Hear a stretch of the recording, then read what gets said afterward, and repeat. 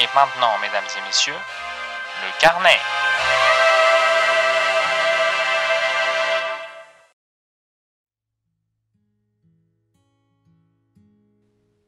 J'ai acheté un carnet. J'achète tout le temps des carnets.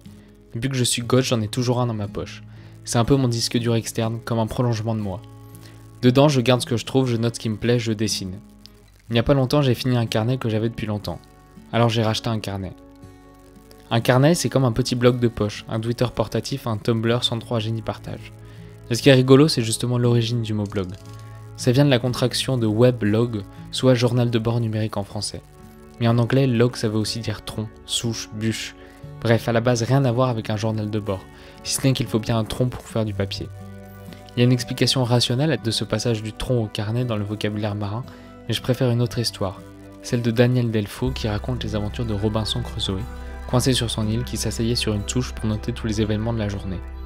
Ce carnet était donc son logbook.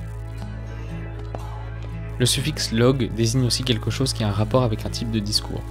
Il vient du grec logos qui signifie étude. On dit un astrologue, un musicologue, un cancérologue par exemple.